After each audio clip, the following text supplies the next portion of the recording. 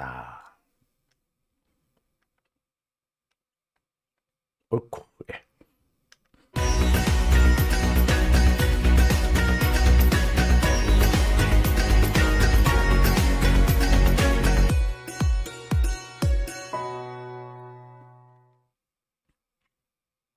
네, 오밤중의 뉴스 함께 하시는 지금 시각 11시 43분 지나고 있습니다. 자, 네. 네. 오늘 그러면은 첫 번째 주제부터 하나씩 좀 시작을 해 볼까 합니다.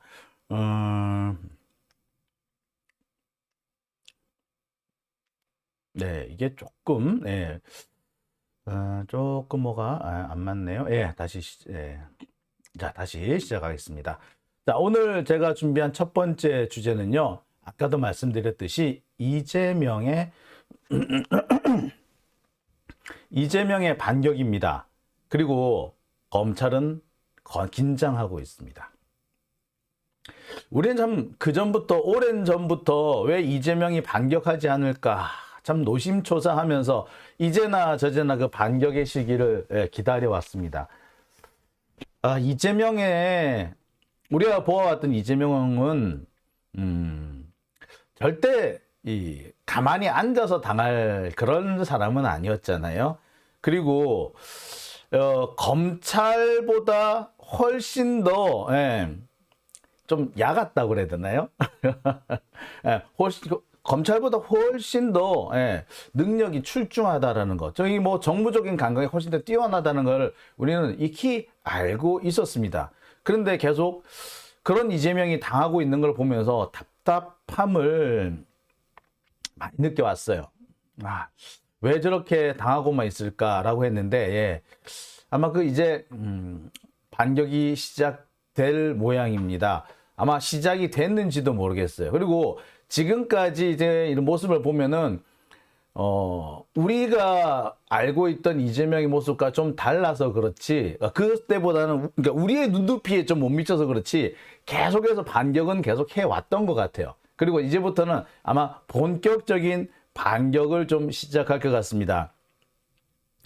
이재명 대표의 반격이 시작되는 이유는요, 이제 다음 달 초가 되면은 이재명 대표의 그 성남FC 관련, 그 다음에 이 대장동 배임과 관련해서 첫 번째 재판이 열리기 때문입니다. 그동안 검찰에서 이 적폐 언론들을 통해서 벌여왔던 각종 이 거짓 선동들을 하나씩 깨 나갈 수 있는 때가 왔다는 겁니다. 어떻게 보면은 장이 섰다, 이렇게 볼 수도 있겠어요. 그리고 그 준비가 하나씩 둘씩 지금 대외적으로, 외부적으로 좀 공개되는 그런 양상도 있습니다.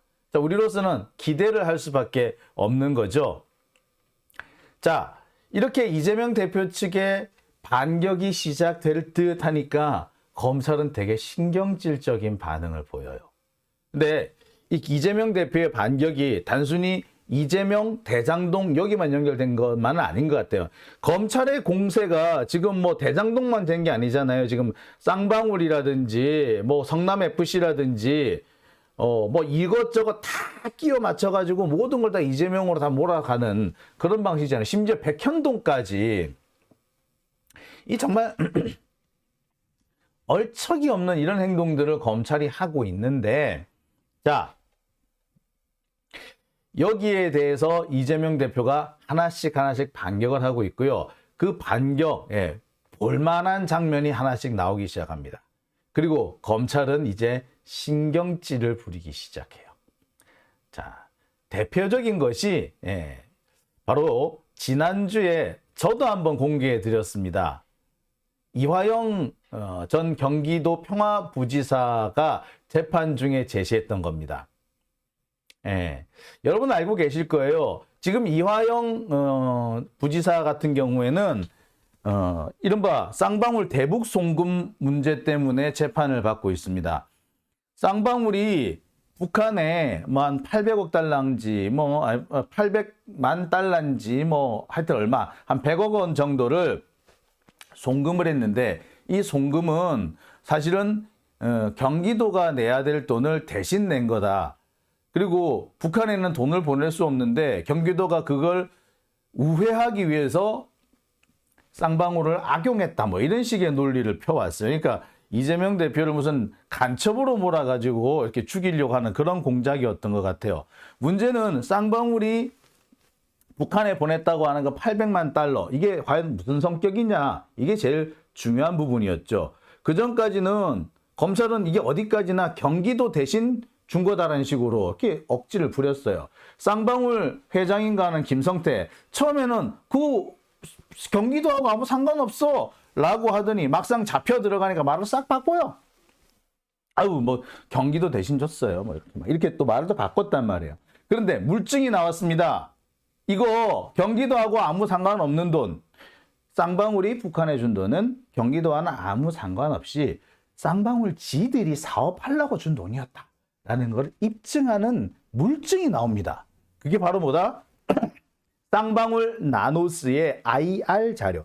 IR이라는 것은 기업 홍보 자료거든요. 기업 투자를 유치하기 위한 홍보 자료를 IR 이렇게 얘기하는데, 그러니까 이쪽에 경영 상태라든지 사업 진행 상태, 그다음에 재정 상태까지 종합적으로 해서 이렇게 공표하는 자료입니다. 이거는 그 금감원이나 증권거래소 같은 경우에 이렇게 공개를 하기도 하고요. 또 기업이 자체적으로 투자 유치나 또 뭐 이런 그 증시 주가 그 고양을 위해서 일부러 또 공개하기도 하는 그런 자료입니다. IR 자료는 공개 자료예요.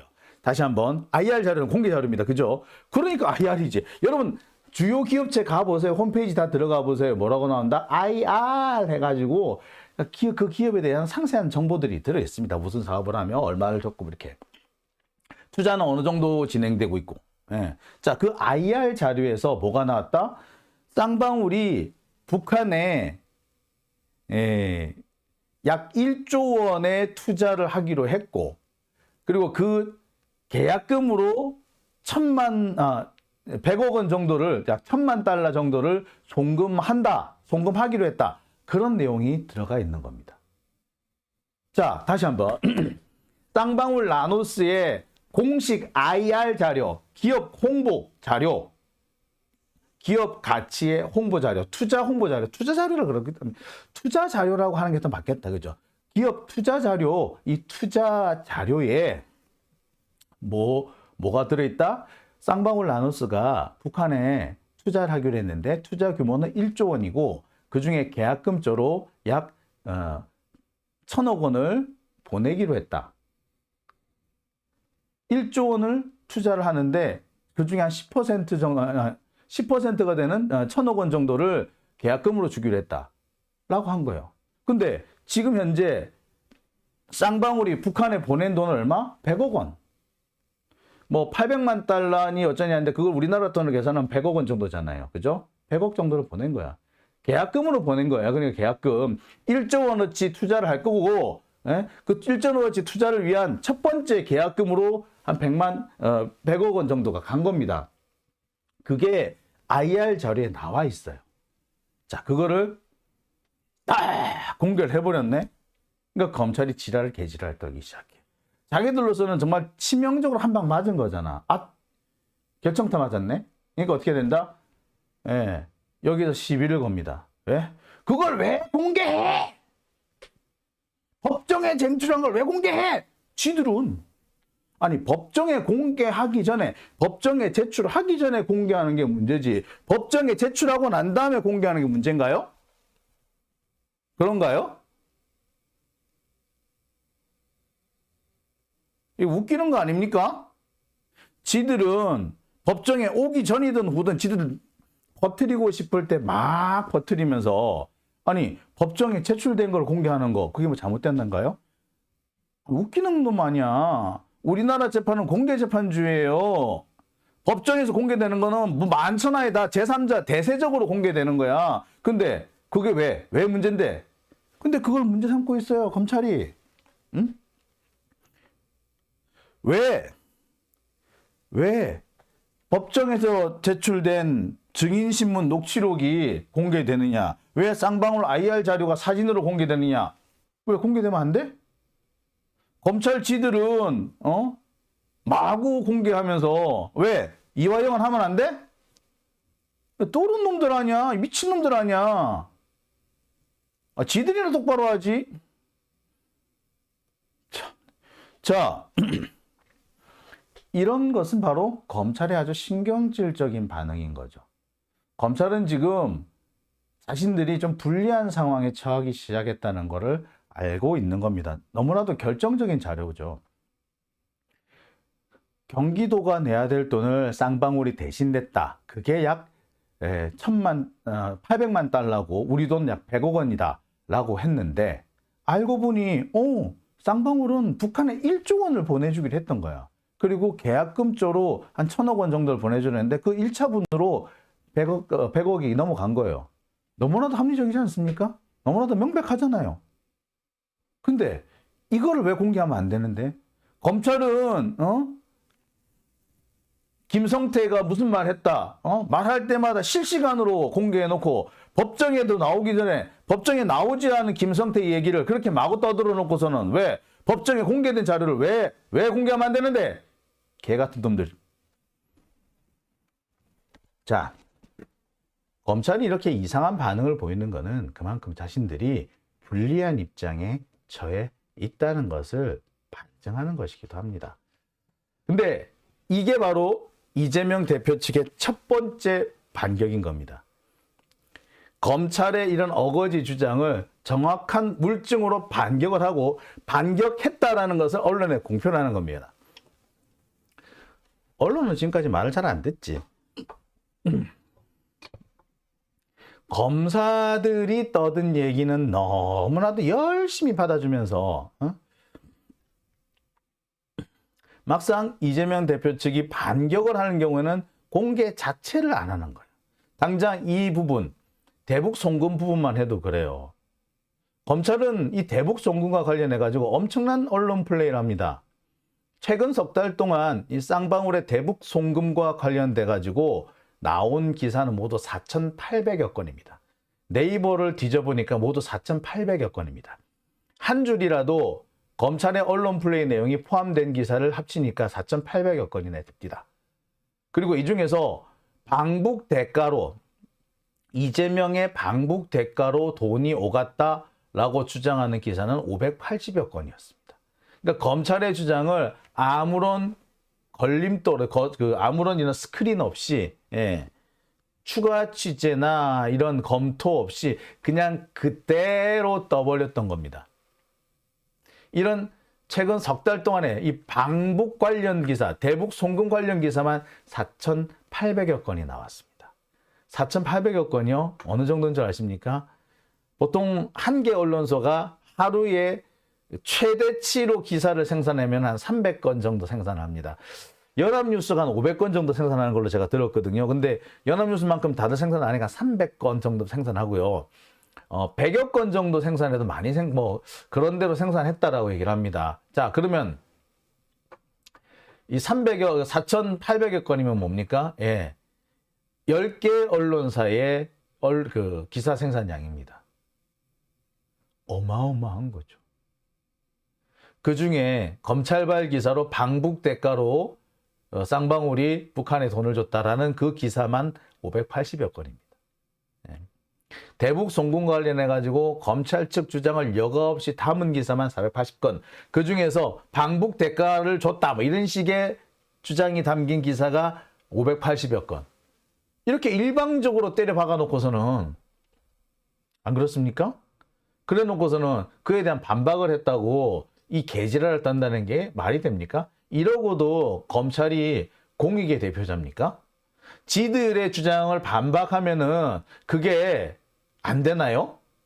지들은 법정 안팎에서 함부로 떠들어 제끼면서 뭐 이런 개새끼들이 다 있냐고. 이게 검사야? 깡패지? 반면 이화영 측 주장을 담은 기사는 10여 건밖에 안 됩니다. 뭐 이외에 한 50여 건 정도가 더 있는데 이 50여 건도 이화영 측 자료를 포함은 시키고 있지만 검찰 측 반박 자료가 더 많이 반영되어 있는, 그래서 순수하게 이화영 측의 자료가 마치 검찰이랑 똑같이 검찰 측 자료가 공개될 때랑 똑같이 공개된 거는 이거밖에 없어요. 10건밖에 없더라고요. 네. 자, 이 정도로 불공평한 상황이 현재 벌어지고 있는 겁니다. 자, 역시 이번에도 마찬가지입니다. 네. 이화영 대표 측에서, 이화영 부지사 측에서 IR 자료를 공개하고, 야, 이거 봐라. 이 IR 자료 봐봐라. 쌍방울이 북한에 보냈다는 100만 달러, 우리도 1000만 달러, 우리도 약 100억 원 정도는 사실은 얘네들이 북한에 투자하기로 한 1조 원의 계약금이었어. 자, IR 자료 봐. 라고 해서 공개를 해줬는데 그거를 보도한 거는요. 채 몇 건이 안 됩니다. 자, 그런데 지금까지 언론 플레이, 검찰의 언론 플레이를 고스란히 받아줬던 거, 예, 이렇게 4천 몇백 건이나 된단 말이에요. 자, 그런데 문제는 이 몇 건 안 되는 기사, 10여 건의 기사가 검찰을 흔들고 있다는 겁니다. 사람들이요, 좀 제대로, 제대로 뭔가를 살펴보고자 하는 사람들은요, 같은 내용이 반복해서 등장하면 그 기사를 그냥 패싱하죠. 뭔가 좀 다른 기사를 찾아 넘어가죠. 그러다 보니까 10건밖에 안 된 이 기사가 꽤 여러 번 많은 분들한테 공유가 되고 읽혀진 것 같아요. 검찰로서는 매우 당혹스러운 상황이 벌어진 겁니다. 몇 건 안 되는 기사가 보도됐지만 검찰로서는 수세에 몰리는 정황이 된 거죠. 그러니까 검찰도 알게 됐을 겁니다. 이제 이재명 측에서 본격적으로 반격을 해오는구나. 그리고 이재명 측에서 본격적인 반격을 하니까 야, 우리 버겁겠다. 지금까지 검찰이 이 물량 공세를 퍼부을 수 있었는데 앞으로 이 물량 공세만 가지고는 어렵겠네 라고 생각이 들기 시작했을 거예요. 이재명 대표 측은요, 이 검찰의 언론 플레이가 가장 극심했던 건부터 차근차근 짚어 나갈 계획입니다. 뭐 여러 가지가 있겠죠. 그 중에서는 검찰이 신나게 언론 플레이를 해놓고서는, 그래서 완전히 이재명을 나쁜 놈으로 몰아가 놓고서는 기소조차 하지 않은 건들, 이 부분부터 짚고 넘어갈 거라고 보여집니다. 여러분 다 알고 계시겠지만 조국 전 장관 때 보세요. 조국 전 장관이 그 주가 조작했다고 얼마나 떠들었습니까? 예. 투자한 돈, 그러니까 그 오촌 조카를 통해서 투자한 돈은 약 10억 원이고 그 10억 원 또한 대부분 다 돈을 날린 상황이었는데 이 돈은 갑자기 70억으로 부풀리죠. 이렇게 저렇게 막 갖다 붙이더니 70억이 돼요. 그러더니 70억이라는 돈으로 주가 조작을 했대. 아니, 누군 전부 다 주가 조작, 마누라가 주가 조작하는 놈들은 남도 다 주가 조작하는 줄 아나? 에? 윤석열 지 마누라가 맨날 주가 조작하고 사니까 남의 마누라도 맨날 주가 조작하고 사는 줄 아는 모양이지? 웃기고 있어 진짜 아주 씨. 아유 진짜 더러운 놈들이죠. 예? 어쨌거나 조국 장관이 그 주가 조작을 한다고 그렇게 떠들어 놨는데 실제로 기소가 됐나요? 못했어요. 주가 조작의 지읒도 못 갔습니다. 결국 그동안 언론에서 숱하게 떠들었던 그 많은 내용들은 다 거짓말이었던 거죠. 또 있습니다. 조민 씨 피부과 어쩌고 하는 그거, 연세대 병원에 어쩌고 저쩌고 한 그 내용들은 또 뭐였어요? 예, 그것도 다 거짓말이었죠. 근데 그거를 떡하니 열심히 보도한 놈들이 있었어요. 그건 기소거리도 아니고 수사 대상도 아닌데 그걸 열심히 보도했어요. 근데 다 그거 거짓말로 드러나지 않았습니까? 뭐 멀리 갈 것도 없어요. 이인규가 그렇게 주장하고 있는 논두렁 시계만 해도 그렇습니다. 기소했어요? 아니 문제나 됐어요? 문제가 안 됐어요. 문제를 못했어요. 문제를 삼을 수 없으니까 검사들이 그걸 언론 플레이 쓴 겁니다. 이인규는 자꾸 그걸 국정원한테 뒤집어 씌우고 있는데 웃기지 말라고 그래. 홍만표는 그러면 그걸 자고 있었어? 놀고 있었어? 홍만표 입에서 나왔어, 논두렁시계. 어서 거짓말하고 있어. 이씨, 진짜 확 죽여버릴라, 진짜. 인규이 못된 새끼, 진짜. 에휴, 야, 좀 조용히 좀, 아유, 씨. 제가 그때 얘기를 다시 한번 해드릴게요. 논두렁시계라고 말하는, 또 버퍼링 걸리네요. 자, 논두렁시계라고 말하는 그 시계. 그 시계는 박연차가 노무현 대통령의 생신 선물로 준비한 겁니다. 그런데 하도 그 당시에 박연차와 관련해가지고 이런저런 소문이 안 좋게 도니까 박연차 스스로 노무현 대통령의 생신잔치에 안 가요. 노무현 대통령도 부르야 되나 말아야 되나 고심하다가 박연차가 안 오니까 오히려 고마워했대요. 안 오니까. 자, 근데 생일 선물을 준비했는데 이거 어떻게 할 거야? 그러니까 박연차가 이거를 노건평 씨한테 줍니다. 근데 노건평 씨도 참 애매한 거야. 받아놓고는 받아놨는데 이걸 노 대통령을 전해주려니 노 대통령이 안 받을 것 같아. 그래서 가만히 한참 고민을 하고 있었던 거예요. 한참 고민을 하고 있다가 노무현 대통령이 퇴임을 합니다. 퇴임하고 난 다음에 그 얘기를 그때서야 꺼내요. 아니, 지난번에 이 시계를 갖고 왔던데, 생일 선물이라고 갖고 왔던데 못 전해줬대. 어떻게 할까? 이거 받을래요? 그러니까 노무현 대통령이 아유, 됐어요. 그걸 제가 어떻게 받습니까? 그때 안 받은 거면 지금도 못 받은 걸로 하십시오. 돌려주십시오. 라고 했던 거예요. 근데 노건평 씨 입장에서는 이 박연차하고의 관계가 있잖아요. 그 아주 오래된 관계라고 그러더라고요. 두 사람이. 그 오래된 관계인데 이 선물을 돌려주니 자기가 영 미안한 거예요. 그래서 돌려주지도 못하고 끙끙끙끙 앓고 있다가 그 박연차 사태가 터져버려. 그러니까 그때서야 뒤늦게 이게 의논을 합니다.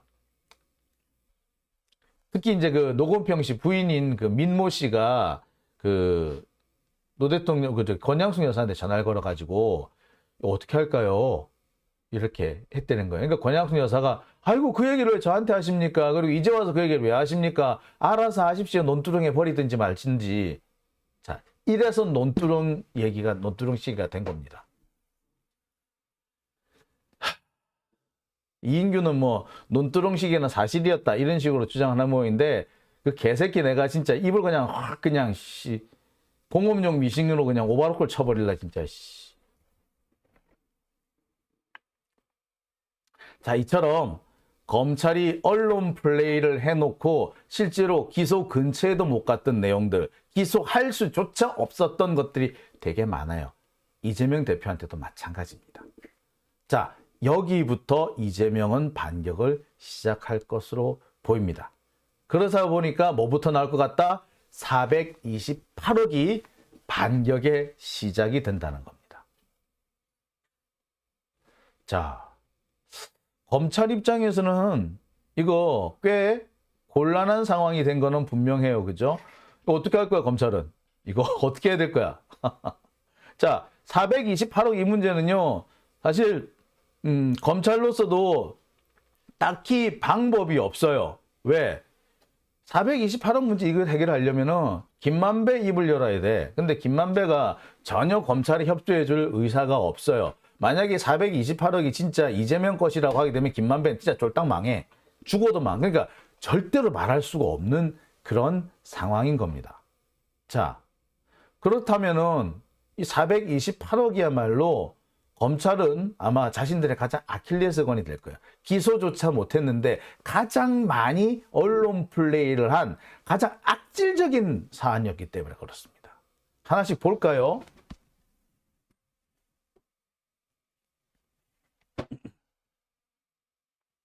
(428억) 약정설, 이거는요 여러분 아시겠습니다만 이거는 공소장의 적시 자체를 못했습니다. 근데 공소장에는 적시하지도 못했던 이 428억이 언론 보도는 무려 2천여 건이 됐습니다. 이게 작년 11월부터 올해 3월까지 약 5달 정도에 있었던 사안인데 이거는 검찰의 얘기를 그대로 받아 쓴 이른바 단독 기사만 모았을 때 이 정도 된다는 얘기예요. 제가 아까 하는 4천여 건은요 단독 기사가 아니라 그냥 한번 언급한 것까지 다 포함했을 때 그 정도 된다는 얘기고, 이거는 주요 핵심적으로 다룬 기사만 2,664건에 달한다고 합니다. 엄청 많아요. 428억 약정설. 이게 이렇게 많습니다. 근데 이거는 공소장에 넣지를 못했어요. 자, 그 다음에 대장동 구분. 이거는 뭡니까? 여러분 잘 아시겠습니다. 이게 선거 때 악용이 됐던 내용이죠. 무려 767건이나 보도가 됐습니다. 그런데 뒤져보니까 대장동 그분이 녹취록에 등장한다며. 대장동 그분한테 천하동인 1호는 그분 몫이야 라고 했다며. 그분 몫이야. 근데 그분이란 말이 존재 자체 안 했잖아, 녹취록에서. 정영학 녹취록이 공개 안 됐으면요, 아마 사람들은 대장동 그분 아직까지도 이게 이재명일 거라고 생각할 거야. 근데 정영학 녹취록이 딱 공표가 돼버리니까 대장동 그분 쑥 들어갔죠. 700여 건에 가깝게 대장동 그분은 이재명이다라는 식으로 썼던 그 많은 언론사들 다 사과문 써야 돼요. 공개 사과해야 돼요. 그러지 않고서는 이거 안 되는 거예요. 지금이라도 대장동 그분은 이재명 아니다라고 한 번이라도 썼다라면 모르겠는데 그 내용 없이 여전히 그럴 수도 있는 거 아니야. 아니 대장동 그분이 존재하지 않는데 녹취록에 그런 내용이 없는데 아직까지도 이 부분에 대해서 사과 한마디 안 하고 있지 않습니까? 언론이든 검사들이든. 최근에 드러난 것 중에도 그거 있죠. 리리스트. 이 리리스트가 작년 10월부터 이렇게 얘기를 하는데 사실 이 리리스트 보니까 오래된 거는요. 선거 기간 중에도 나온 게 있습니다. 대장동 그분 역시 428억 약정, 이게 428억 약정이 아니고 천하동인 1호 지분으로 하면은요. 어디까지 나온다? 예, 대선 때 거부터 나와요. 천하동인 1호 지분, 이거 이렇게 지분 약정 이렇게 하면요.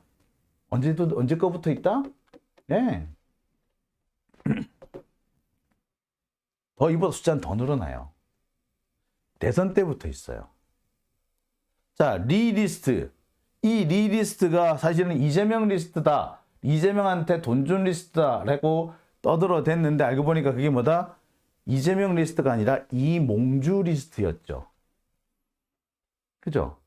이 기사도 360여 건. 가짜 CCTV와 관련해서 좀 100여 건이 나왔습니다. 얼마 전에 바로 이건 우리 보아왔죠. 검찰이 유동규가 성남시청 CCTV는 가짜다라고 떠들어댔는데 막상 보니까 뭐 정상적으로 작동하는 CCTV 화면 동영상까지 떡하니 나왔잖아요. 그죠? 그것도 뭐 한 개만 나왔어. 제가 여러분들한테 보여드린 것만 3건이었잖아요. 자, 근데 뭐 검찰에 대해서 한 번이라도 사과한 적이 있나요? 또는 이렇게 헛소리를 한 조선일보, TV조선, 동아일보, 채널A, 중앙일보 한 번이라도 이거 잘못했다, 이거 틀렸다라고 한 적 있나요? 중앙일보 박사라 기자, 중앙일보 뭐 박태인인가? 예, 뭐 몇몇 그 악질적인 악랄한 애들이 있더라고. 걔들 예, 한 번이라도 사과한 적 있나요? 아니 정정한 적 있나요? 428억 약정설 지금도 자기들은 맞다고 주장할 거야. 그런데 기소조차 못했어. 지금도 얘네들 뭐라 그런다? 이 김만배가 입력하면 기소할 수 있다는 식으로 얘기해. 웃기지 말라 그래.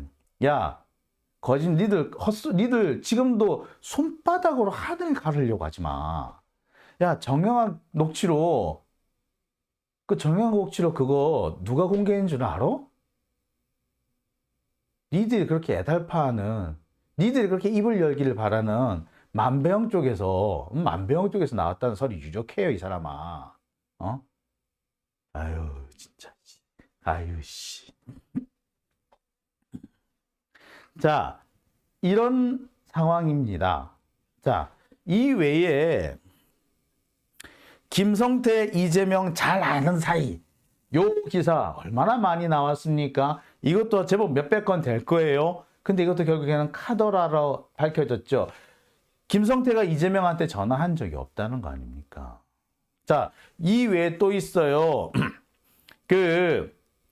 김용 부원장이 유동규한테 전화를 해가지고 정치 자금을 요구를 했는데 그걸 스피커폰으로 통화를 하는 바람에 주변 사람들이 다 들었다. 다 들은 사람 중에는 정민용, 뭐 정영학, 남욱 막 있었다. 이런 주장이 나왔죠. 스피커폰 통화했다. 이것도 한 제법 몇백 건 나올 거예요. 그런데 그거 어떻게 됐다? 예, 정민용 얘기를 했어요. 뭐라고 증언했다? 나는 스피커폰으로 통화하는 거 들은 적이 없어요. 그런 적이 없어요. 라고 얘기를 했어요. 남욱이 그러니까 갑자기 내가 들은 것 같아. 라고 또 나섭니다. 근데 문제는 뭐? 스피커폰으로 통화를 했으면 통화 기록이 남아야 될 거 아니에요. 통화 기록 남았나? 없어. 왜 안 남았지? 자, 남욱은 그렇게 얘기합니다. 일반 통화가 아니었고요. 카톡, 보이스톡이었나? 네, 보이스톡도 기록이 남죠? 보이스톡도 아니고 스카이프인가? 뭐더라? 네, 이렇게 됐어요, 이거. 스피커폰으로 통화했다? 안 했다? 안 했다지, 이거는. 근데 스피커폰 통화 운운한 보도 한 번이라도 지금 바로 잡혔나요? 안 잡혔어요.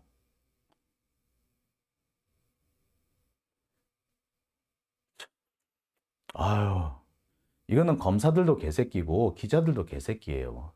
이거 정말 이런 보도를 하고 바로잡지 않은 기자들은 기자가 아니고 그런 언론사는 언론사가 아니에요. 그러고도 지들이 언론의 자유를 운운한다면 그거는 밥 팔아서 똥 싸먹을 자유를 지금 주장하고 있는 거나 다름이 없습니다. 군대에서 많이 하죠. 밥 팔아서 똥 싸먹는다고. 자, 바로 이런 사안들 검찰이 너무나 또 격렬하게 너무나도 격렬하게 이 언론 플레이 자료로 썼던 그 내용들. 자, 그런데 이것들이 전부 다 이제 반격의 서막을 장식할 걸로 보입니다. 이 내용들 전부 다 사실은 선거에도 악용이 되었던 그런 내용들입니다. 제가 앞서서도 설명을 드렸었죠. 예. 근데 이 사안들 또 사실이 그동안 좀 많이 밝혀졌습니다. 특히 이 세 가지 428억 약정설과 대장동 그분, 그 다음에 리리스트, 이거는 전부 다 이 대장동 건과 관련해가지고 특히 악용이 많이 됐었어요. 근데 428억, 결과적으로 이게 유동규 것일 가능성이 높아졌죠. 대장동 그분, 박영수일 가능성이 높아졌어요. 리리스트는 이몽주 리스트인데 그 내용을 따져보면 남욱의 비리 리스트일 가능성이 매우 커졌습니다. 자, 바로 여기부터 이재명의 반격이 시작될 겁니다. 본격적인 반격을 시작할 것이고 이와 관련해서 언론에 대한 대응도 시작할 겁니다. 언론에 대해서 정정 보도를 요구하든지 반론 보도를 넣든지 시작을 할 거예요. 아울러 이런 헛소리를 많이 떠들었던 집중적으로 퍼뜨린 송경호, 어미준 검사 등에 대해서는 탄핵이 추진될 겁니다. 제가 볼 때는 언론 대응보다 더 중요한 거는 송경호, 어미준 검사에 대한 탄핵이 더 중요하다고 봅니다. 적어도 428억 약정설, 이거를 제대로 수사도 안 됐는데 그걸 퍼뜨렸다면 그거는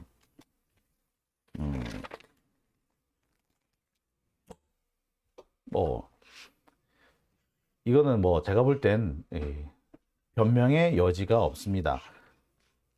428억 약정설, 검찰이 실제로 떠들기도 됐었잖아. 자, 그렇기 때문에 이 관련된 송경호, 어미준 검사 탄핵을 당해야 옳습니다. 그리고 이와 관련해 가지고 송경호, 어미준 자기들은 언론에 유출한 적 없다라고 떠드는 모양인데, 그러면 니들 핸드폰 까, 이 새끼들아. 한동훈이랑 마찬가지로 니들도 핸드폰 까. 어디서 쌩 거짓말을 하고 있어.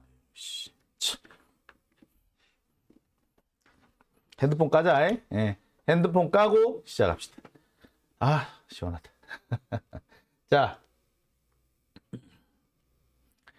자, 이렇게 검찰에 대해서 이재명 대표의 반격이 하나씩 둘씩 진행이 되고 있습니다.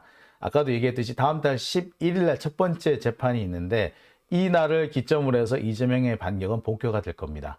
그리고 이제 막 시작이 됐는데 검찰은 벌써 긴장하고 있습니다.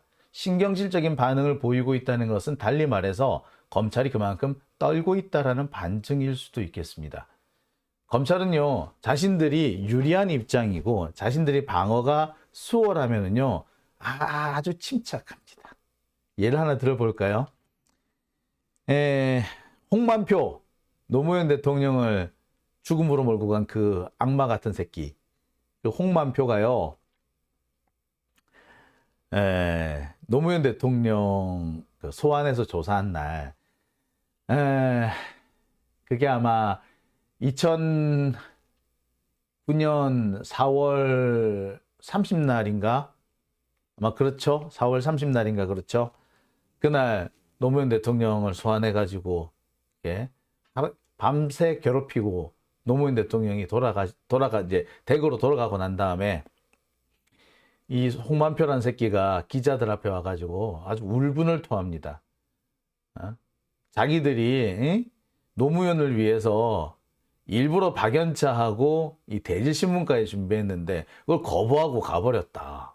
억울한 점이 있으면 정말 그 대질신문이야말로 가장 좋은 자료인데 그걸 거부하고 가버렸다.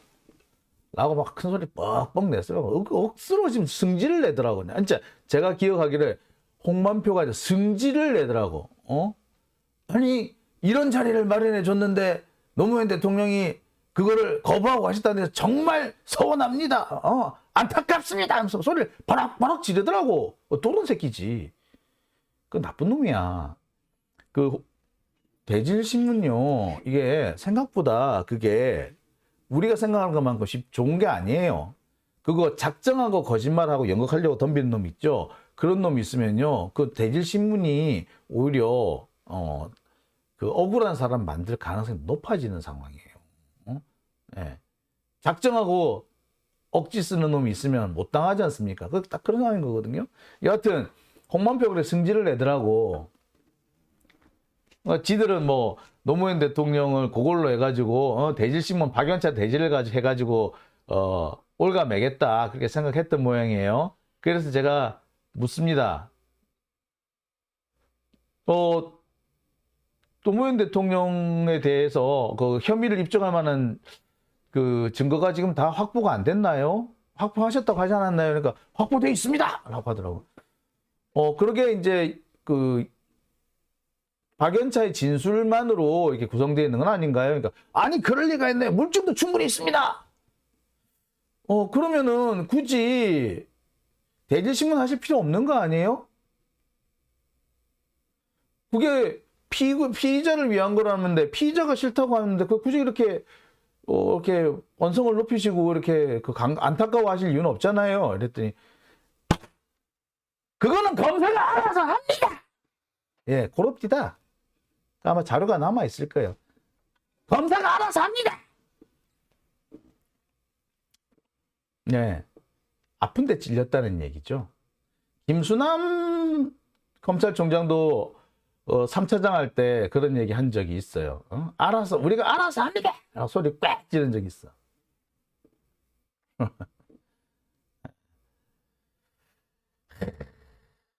참 답답하죠. 아유 참. 그러니까 검찰이 지금 이렇게 짜증을 내는 짜증스러운 반응을 보인다는 것은 그만큼 검찰이 긴장하고 있다라는 걸 반증하고 있다라고 보시면 되겠습니다. 자, 오밤중의 뉴스 첫 번째 주제는 여기까지 하고요. 이어서 두 번째 주제로 넘어가겠습니다.